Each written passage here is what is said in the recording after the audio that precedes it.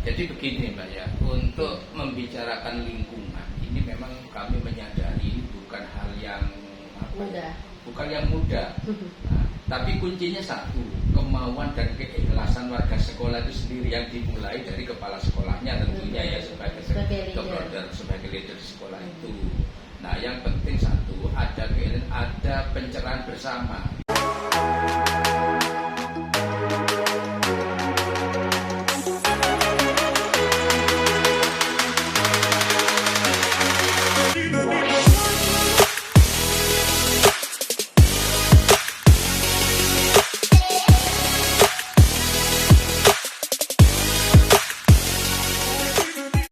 Welcome to podcast Ngontel Yuk, ngobrolin tentang lingkungan yuk bareng Dinas Lingkungan Hidup Kota Probolinggo.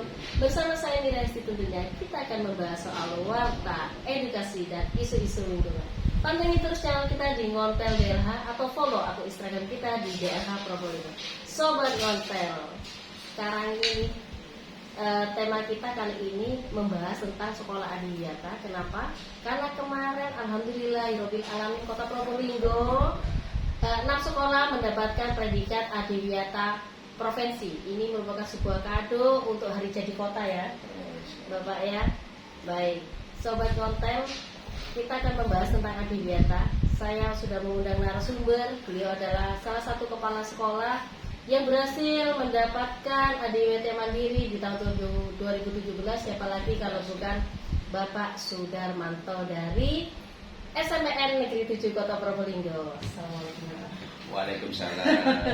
Apa kabar sekarang Bapak? Alhamdulillah sehat, Kamila. Sehat aja ya. Alhamdulillah Bapak. Baik Pak Sudarmanto. Lama kita tidak bertemu karena Sobat Ngontel perlu diketahui dulu saya dengan beliau sama-sama kita dari sekolah ke sekolah lain memberikan ilmu ya Pak ya tentang berbudaya lingkungan seperti apa.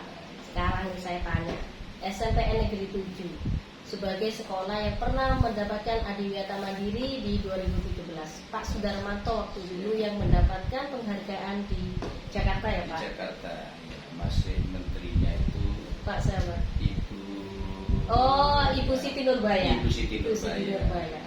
Baik, Pak Dan. Ini kan sudah agak lama ya Pak, di 2017 sampai 2022. Iya. Kita juga dan Sobat Ngontel juga ingin tahu nih sebenarnya pergerakan SMP 7 setelah mendapatkan adiwiyata mandiri ini apakah sudah mereplikasi ke sekolah-sekolah lain, sudah mengeluarkan ilmu-ilmunya untuk berbudaya lingkungan ke sekolah-sekolah lain apa enggak?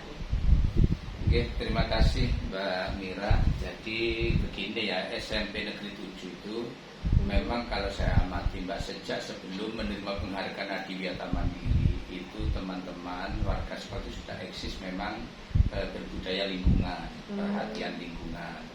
Dan terlebih-lebih setelah menerima penghargaan adiwiyata mandiri itu teman-teman masih tetap istiqomah, istiqomah berbudaya lingkungan dan mereplikasikan terhadap sekolah imbas tentunya ya.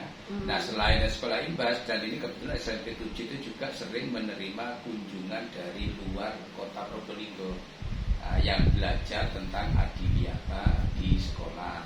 Kami pernah kedatangan dari Banyuwangi juga pernah, terus dari Pasuruan, terus pernah juga itu dari SMP Grobogan Jawa Tengah itu pernah, ya alhamdulillah. Terus juga dulu pernah dikunjungi MKKS dari Papua juga pernah sebelumnya. Saking terkenalnya nih SMP 7 ini. Ya kurang tahu, mereka katanya melihat di website sekolah. Eksis ya Pak, karena Bapak saya lihat juga di beberapa unggahan media sosial SMP 7 maupun di status-status Bapak. Saya lihat SMP 7 sudah banyak aksi-aksi lingkungan yang dilakukan siswa dengan warga sekolah. Iya betul Mbak, tetap alhamdulillah karena kami di sekolah itu kan juga gini ya, jadi sekolah itu yang digerakkan oleh teman-teman khususnya ketua adiwiyatanya. Kami sekolah itu punya yang namanya kader lingkungan. Kader lingkungan memang ini peserta didik itu kita ajak jadi kader.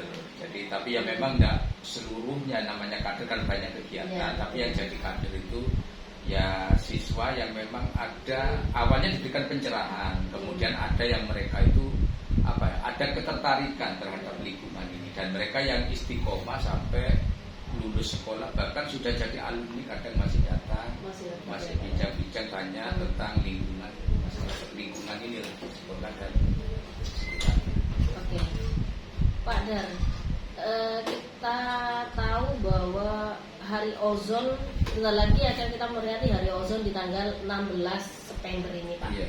Aksi apa nih saya ingin tahu? Apakah SMP 7 sudah bikin aksi berbudaya lingkungan atau aksi-aksi apa yang akan dilakukan untuk memperingati Hari Ozon? Iya. Dalam rangka memperingati Hari Ozon ini, kebetulan SMP 7 ini akan mengadakan latihan dasar kepedulian lingkungan, Pak. Oh, biasanya DKR ya, Pak? Ya, Latihan tapi ini dasar. mengadakan latihan dasar kepedulian lingkungan. Kepedulian, bukan kepemimpinan siswa ya. Bukan, LDKS berarti pada biasanya, Pak, ya. lingkungan. Dan tahun ini kebetulan pesertanya banyak juga gitu, lebih dari 100, dan itu juga mengundang sekolah IBAS. Luar biasa. Itu 2 hari, rencananya besok Sabtu ini tanggal 17 itu teori, praktek komposting dan sebagainya itu di sekolah. Kemudian pada hari Minggunya itu peserta kami ajak dalam rangka kecintaan kami terhadap kota Probolinggo itu menanam mangrove di Pantai Permata. Menanam mangrove ya, Pak? Iya. Jam berapa itu, Pak? Rencana jadwalnya sih dari jam 7 pagi, Pak, sampai selesai. Misal nih, Oke. ada yang nonton podcast ini, misal dia pingin ikutan, boleh? Siswa Oh. lain? Boleh sebenarnya Pak, boleh, tapi Boleh tentunya aja. gini, karena kan kami sudah ada koordinasi dengan penyedia bibit gitu lah. Tapi Oh, kalau sebelum siap. hari Minggu nanti supaya menghubungi dulu karena kami harus menyiapkan Oke. bibitnya, karena tahun ini sangat antusias peserta didik kami itu yang akan ikut itu loh Pak, jadi tahun ini. Bisa kasih bocoran, Pak Kasek? Kira-kira berapa siswa yang ikut penanaman? Ini sekitar 150-an ini. 150? Iya betul. Jadi Luar kalau biasa. peserta didik kami kan 200 sekian ya, 200 sekian. Dari kelas Itu 7 sampai kelas 9? Iya, tapi ini lebih banyak kelas 7. Memang Kelas 7. sasaran latihan ini kami kan siswa baru. Betul, Nah, betul. siswa baru, terus apalagi kemarin setelah pandemi vakum, tidak ada kegiatan ini. Jadi yang sebenarnya kelas 8, 9 ini kan dulu masih masa pandemi. Mereka sebenarnya belum pernah mengikuti latihan kepemimpinan, latihan kader lingkungan Kader ini, lingkungan. latihan dasar kader lingkungan belum. Tapi ini kelas 7 ini yang kami garap. Saya menarik sekali Pak Kasek. LDKL ini latihan kepedulian lingkungan. Iya, Biasanya kalau kita tahu kan latihan dasar kepemimpinan ya. Iya, iya. Ya, di OSIS kan biasanya. Iya, iya, itu betul. diampu oleh kalau nggak salah Sekbid 5 masih beberapa seksi Iya, bidang iya, kan. iya. Ini di Adiwiyata benar-benar seperti sudah kayak organisasi yang harus penting di SMP 7 kan. Iya, kayak betul. OSIS kan. Makanya dia sudah ada LDKL LDKL, ya iya. Bapak ya. Sama-sama benar-benar ditanamkan betul ya Pak ya budaya Iya. lingkungan di SMP 7 ini. Betul Mbak, gini Mbak, kami di SMP 7 itu memang semuanya ini kan jadi organisasi besarnya siswa itu kan OSIS. Di banyak OSIS itu ada kader lingkungan, BMR dan sebagainya.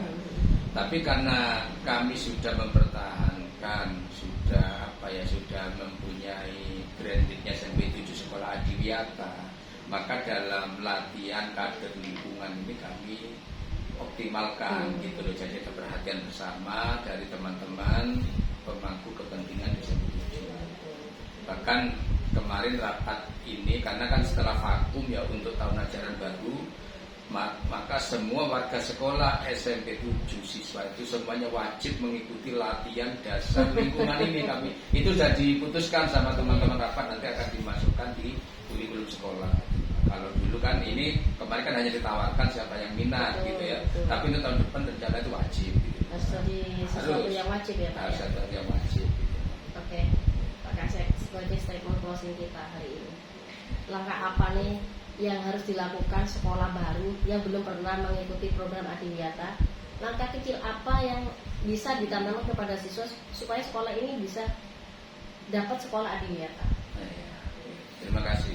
Jadi begini Mbak ya, untuk membicarakan lingkungan ini memang kami menyadari ini bukan hal yang Mudah. bukan yang mudah. Nah, tapi kuncinya satu, kemauan dan keikhlasan warga sekolah itu sendiri yang dimulai dari kepala sekolahnya tentunya ya sebagai Sebagai leader. sebagai leader sekolah itu. Nah, yang penting satu, ada pencerahan bersama gitu loh. Dan makanya kami di SMP 7 untuk sosial tentang lingkungan itu tidak hanya murni melalui lingkungan, kadang kami selipkan dalam keagamaan. Jadi misalkan habis sholat berjamaah, kami sedikit ada kultum, yaitu kita kaitkan dengan lingkungan, bahwa mengelola lingkungan ini juga punya nilai spiritual, tidak semata-mata hanya keduniaan mencapai ke sekolah adiwiyah atau tidak, tapi di situ kita tanamkan betul apa dilakukan kelak itu ada perhitungannya di hadapan Tuhan yang Maha Kuasa. Istilahnya terintegrasi. Terintegrasi. Seperti itu. Oke Sobat Hotel, demikian dulu podcast kita kali ini. Seperti yang dikatakan Pak Kasek di depan tadi, bahwa kecintaan beliau kepada Kota Probolinggo dengan cara menanam bersama siswa-siswinya. Untuk Sobat Hotel juga yang ingin mengunggah aktivitas atau apapun di media sosial, selipkan selalu tagar We Love Probolinggo dan We Love City.